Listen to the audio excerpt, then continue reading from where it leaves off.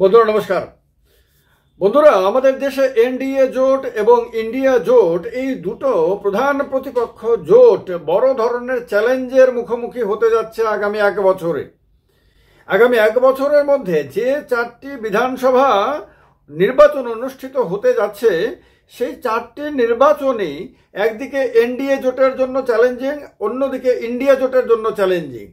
এই রকমের চ্যালেঞ্জ এই দুটো জোট একসঙ্গে এর আগে কোনোদিন ফেস করেনি, যেটা এবার তারা করতে যাচ্ছে। যার কারণে আগামী একটা বছর ভারতবর্ষের রাজনীতি ভীষণ ভীষণ রকম গুরুত্বপূর্ণ, আকর্ষণীয় এবং ভয়ঙ্কর একটা রাজনৈতিক লড়াইয়ের দিকে যাবে।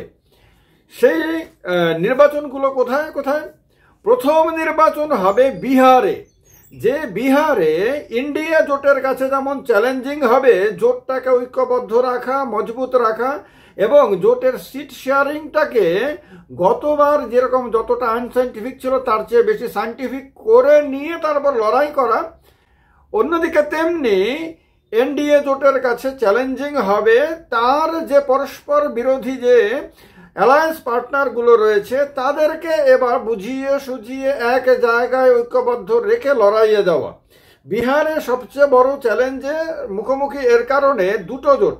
বিজেপির জন্য যেমন বড় চ্যালেঞ্জ, সেখানে জনতা দল ইউনাইটেডকে সঙ্গে রাখা, নীতিশ কুমারকে মুখ্যমন্ত্রী পদে প্রার্থী না করে। অন্যদিকে জেডিইউ এর জন্য চ্যালেঞ্জিং হলো যে কোনো মূল্যে ইন্ডিয়া জোটের মুখ্যমন্ত্রী পদপ্রার্থী আপনার নীতিশ কুমারকে করা এবং জিতন রাম মাঝি, চিরাগ পাসওয়ানদেরকে ম্যানেজ করা, সেটা বিজেপির জন্য চ্যালেঞ্জ। আবার জেডিইউর ভেতরে যদি ততক্ষণ পর্যন্ত এনডিএ অটুট থাকে, তাহলে যদি অটুট না থাকে তাহলে তো অন্য কথা। অন্যদিকে আরজেডির নীতিশ কুমারের ছেলে তেজস্বী যাদব, যেহেতু সে এখন প্রধান ফেস আপনার বিরোধীদের বিহারে, তার জন্য চ্যালেঞ্জিং হবে যে কংগ্রেসকে কতটা সিট দিয়ে ম্যানেজ করতে পারে সেটা নিশ্চিত করা। কারণ গতবার কংগ্রেসকে যতটা সিট দিয়েছিল কংগ্রেসের স্ট্রাইক রেট তুলনায় অনেক কম ছিল। তার কারণে এবার তারা চাইছে যে যত বেশি সম্ভব সিট তারা নিজেদের দখলে রাখবে এবং কিছু কিছু সিট অন্যান্য দলগুলোকেও দিয়ে ম্যানেজ করবে। এইটা তারা কিভাবে করতে পারে, তার কারণে বিহারের নির্বাচন চ্যালেঞ্জ হবে দুটো জোটের জন্য বললাম। এর ঠিক পরেই বিহারের বিধানসভা নির্বাচন শেষ হলে পরে একসঙ্গে 3টি রাজ্যের বিধানসভা নির্বাচন আসবে এবং 3টি হলো কেরালা, পশ্চিমবঙ্গ এবং আসাম। এই 3টি আবার নতুন করে চ্যালেঞ্জে ফেলবে উভয় জোটকে। আসামের কথা বলি প্রথমে। আসামে এনডিএ জোটের জন্য চ্যালেঞ্জ এই কারণে হবে যে গত আসাম বিধানসভা নির্বাচনের সময় দিল্লিতে সর্বশক্তিমান বিজেপি ছিল, এবার তুলনামূলকভাবে অনেক দুর্বল বিজেপি হয়ে যাওয়ার কারণে আগামী নির্বাচনে আসামে অসম গণপরিষদ, ইউপিপিএল ইত্যাদি যে তার সহযোগী দলগুলো রয়েছে তারা বেশি সংখ্যক আসন চাইবে। বিজেপির ভেতরে আভ্যন্তরীণ কোন্দল মাথাচাড়া দিতে শুরু করছে একটু একটু করে। এটা আরো বড় আকার ধারণ করবে, সেটাকে ম্যানেজ করা বিজেপির জন্য চ্যালেঞ্জ হবে এবং এনডিএ কে অটুট রাখাও একটা বড় চ্যালেঞ্জ হবে বিজেপির জন্য।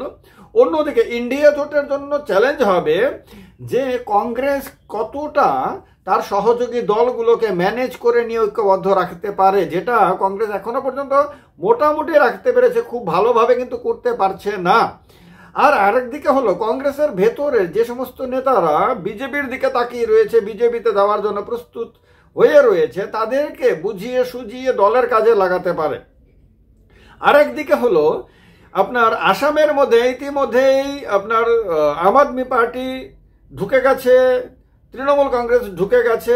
এই সমস্ত দলগুলো যদি আলাদা করে জোট করে তৃতীয় শক্তি হিসেবে আসামের রাজনীতিতে বিধানসভা নির্বাচনে লড়াই করে, তাহলে তার জন্য সবচেয়ে বেশি ক্ষতি কংগ্রেস নেতৃত্বাধীন এনডিএ জোটের হতে পারে। এই কারণে এই অবস্থাগুলোকেও কংগ্রেস কিভাবে ম্যানেজ করতে পারে সেটাও একটা বড় চ্যালেঞ্জিং ব্যাপার হবে। পশ্চিমবঙ্গে বিজেপির জন্য চ্যালেঞ্জ হবে যে বিজেপি সিপিএম এ যে ভোটগুলো বিজেপি থেকে যেতে শুরু করেছে, বিশেষ করে গত লোকসভা নির্বাচনে যা দেখা গেছে, সেই ভোটগুলিকে আবার কিভাবে ফিরিয়ে আনে। বিজেপির ভেতরে একের পর এক নেতাদের মধ্যে আপনার আভ্যন্তরীণ দ্বন্দ্ব, আভ্যন্তরীণ কোন্দল প্রকাশ্যে এসে যাচ্ছে, সেই কোন্দলটাকে মিনিমাইজ করে একটা সেন্স অফ ইউনিটি আবার কিভাবে ক্রিয়েট করতে পারে, যেটা এর আগে 2021-এর বিধানসভা নির্বাচনের আগে অনেকটা করতে পেরেছিল বিজেপি সাকসেসফুলি, যার জন্য রেজাল্টও পেয়েছিল।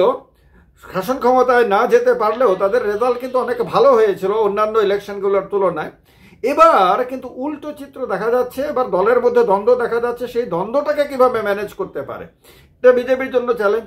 আবার এই একই ধরনের চ্যালেঞ্জ কিন্তু তৃণমূলের জন্যও। তৃণমূলের মধ্যেও কিন্তু আভ্যন্তরীণ কোন্দল, লড়াই, নেতাদের মধ্যে দ্বন্দ্ব, এগুলি কিন্তু মানে মিটে যায়নি এবং সেগুলি কিন্তু এখনো রয়েছে। হ্যাঁ, এটা ঠিক যে মমতা বন্দ্যোপাধ্যায়ের মতো ফিগার থাকার কারণে হয়তো অনেকেই হয়তো প্রকাশ্যে এসে বেশি কিছু করছে না, বলছে না, কিন্তু যখন বিধানসভা নির্বাচন আসে তখন কিন্তু বিজেপি তাদেরকে খোঁচাবে, তাদেরকে নানান ধরনের অফার দেবে, নানান ধরনের স্বপ্ন দেখাবে।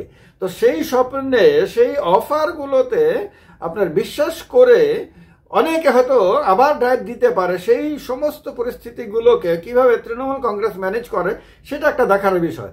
এবারে 4 নম্বর যে চ্যালেঞ্জটা, সেই চ্যালেঞ্জটা একটা বড় ধরনের চ্যালেঞ্জ ভারতবর্ষের রাজনীতিতে। সেটা ভালো করে না বুঝলে ভারতের বর্তমান রাজনৈতিক অবস্থাটা ঠিকমতো বোঝা হবে না।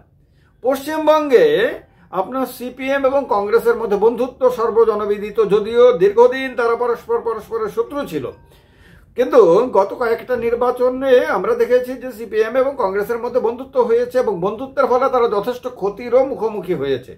তাদের যা শক্তি ছিল সেই শক্তিগুলো তারা হারিয়ে ফেলেছে। না সিপিএম এর লাভ হয়েছে, না কংগ্রেসের লাভ হয়েছে, উল্টো তৃণমূলের লাভ হয়েছে আর বিজেপির লাভ হয়েছে, তাদের কারোর লাভ হয়নি। এখন এই বন্ধুত্বটাকে তারা সেখানে আবার জাগিয়ে তোলে কিনা সেটা একটা ব্যাপার।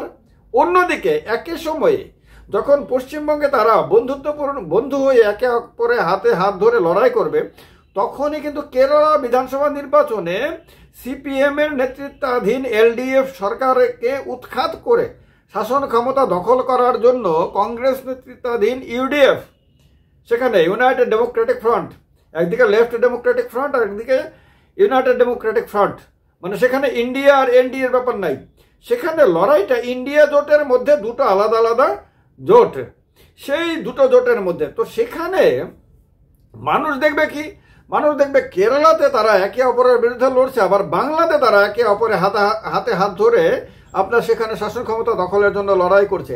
এই পেকিউলিয়ার চিত্রটা এই আগামী 1 বছর পরে যে নির্বাচন আসছে, যার জন্য প্রস্তুতি শুরু হয়ে গেছে, বিভিন্ন দল এখন মাঠে নামা শুরু করে দিয়েছে, বিশেষ করে তৃণমূল কংগ্রেস পশ্চিমবঙ্গে মাঠে নেমে গেছে, বিজেপিও একটু একটু করে মাঠে নামতে শুরু করেছে, বাম কংগ্রেস তারাও তাদের মতন করে এখন সক্রিয় হতে শুরু করেছে, আসামেও পরস্পর বিরোধী দলগুলো আপনার তাদের তৎপরতা শুরু করে দিয়েছে, বিহারও তো একেবারে পুরো দমেই সব দল ময়দানে আছে, তারপরে কেরালাতে সব দলই ময়দানে রয়ে গেছে। এখন আসামে পশ্চিমবঙ্গে আর কেরালাতে এই পরস্পর বিরোধী চিত্র। অন্যদিকে বিজেপির জন্য চ্যালেঞ্জ হলো যে গত লোকসভা নির্বাচনে কেরালাতে তারা খাতা খুলেছে, একজন এমপিকে জিতিয়েছে এবং সেই এমপি এখন কেন্দ্রীয় মন্ত্রী। এবার সেই আশা জাগানোর পরে বিজেপি আপনার কেরালার বিধানসভা নির্বাচনে সিপিএম এবার জিততে নাও পারে, সিপিএম এর সরকার পড়ে যাওয়ার সম্ভাবনা রয়েছে, সেই জায়গাতে কংগ্রেস আসবে, সেটাই চিত্র মূলত কেরালাতে সবসময় হয়, বামরা আসে, না হয় ডানপন্থী কংগ্রেসীরা আসে ক্ষমতায়। সেই জায়গাতে বিজেপি মাঝখান দিয়ে গিয়ে সেখানে কিছু একটা করতে পারে কিনা সেটা বিজেপির জন্য বড় চ্যালেঞ্জ। আর বাংলাদেশে তারা সেক্ষেত্রে বন্ধুত্ব হলে কি উত্তর দেবে সেটা একটা বড় চ্যালেঞ্জ। বাংলাতে খাতা খুলতে পারে কিনা, কারণ খাতা এখন কারোর কাছে খাতাতে কিছু নাই। তো এইরকম একটা অবস্থাতে এনডিএও যেমন সংকটে, বিজেপিও যেমন সংকটে, কংগ্রেসও তেমনি সংকটে, অন্যান্য সহযোগী দলগুলো সংকটে, সেই সমস্ত সংকটপূর্ণ পরিস্থিতিটাকে কে কিভাবে আগামী 1 বছরের রাজনীতিতে ম্যানেজ করে নিয়ে আপনার ভালো রেজাল্ট করে। কারণ তারপরে এই যে ভেরি ভেরি ইম্পর্টেন্ট যে স্টেটগুলোতে নির্বাচন, যেগুলো বললাম আসাম, পশ্চিমবঙ্গ, বিশেষ করে এই দুটো রাজ্য তো অত্যন্ত গুরুত্বপূর্ণ, তার আগেই হয়ে যাবে বিহারের নির্বাচন। কেরালার দিকে ভারতবর্ষের মানুষের অত বেশি রাজনীতিক কারণে অত বেশি নজর থাকে না, এটা সত্যি, কিন্তু এই 3টি রাজ্যের আভ্যন্তরীণ রাজনীতি কিন্তু সারা দেশকে প্রভাবিত করে। আসামের মুখ্যমন্ত্রী এখন সর্বভারতীয় একজন বড় ফিগার হয়ে গেছেন। হিমন্ত বিশ্ব শর্মা বললে সারা ভারতবর্ষের মানুষ চেনে। মমতা বন্দ্যোপাধ্যায় ভারতবর্ষ না, শুধু ভারতবর্ষের বাইরেও অনেক দেশে পরিচিত নাম, আন্তর্জাতিক দুনিয়াতে একজন বড় ফিগার, কোনো সন্দেহ নেই। ভারতবর্ষে তাকে আগামী দিনে মুখ্যমন্ত্রী হবেন কিনা সেই নিয়ে তর্ক বিতর্ক চলে। তো তারপরে আপনার বিহারের মুখ্যমন্ত্রী নীতিশ কুমার ডেফিনেটলি ভারতবর্ষের রাজনীতিতে দীর্ঘদিন ধরে তার একটা প্রভুত্ব রয়েছে, একটা দাপট রয়েছে, একটা বিশেষ একটা জায়গা রয়েছে।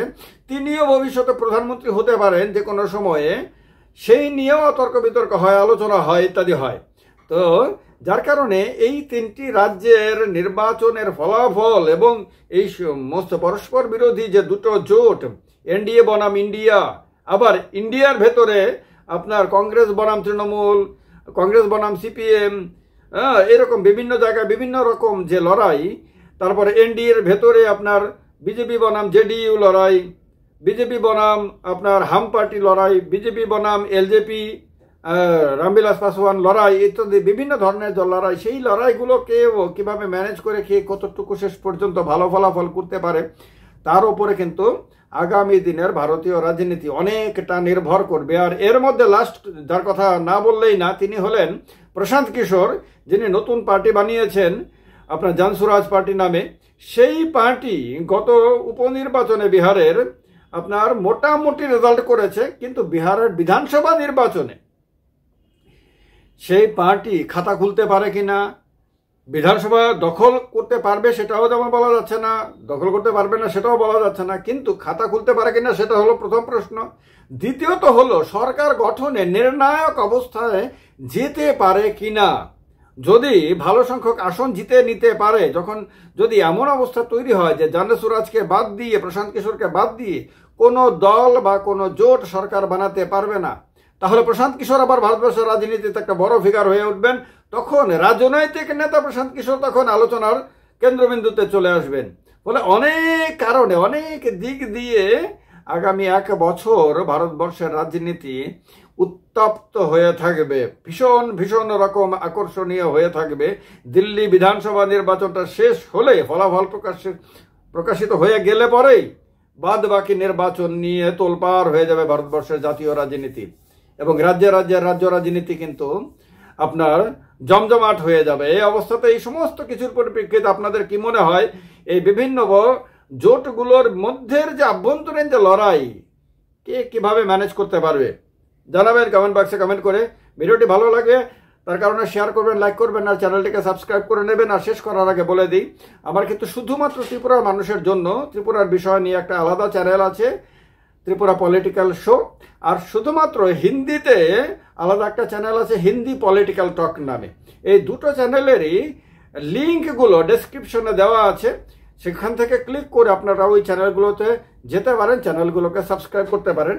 আর আমি এখন নতুন ধরনের পডকাস্ট শুরু করেছি, সেই পডকাস্টের সঙ্গে আপনারা যুক্ত থাকবেন। পডকাস্টগুলোকে আপনাদের ভালো লাগবে বলে আমার বিশ্বাস, এবং সেই পডকাস্টগুলোর পরিপ্রেক্ষিতে আপনাদের মন্তব্য অবশ্যই কাম্য। জয় হিন্দ, বন্দে মাতরম।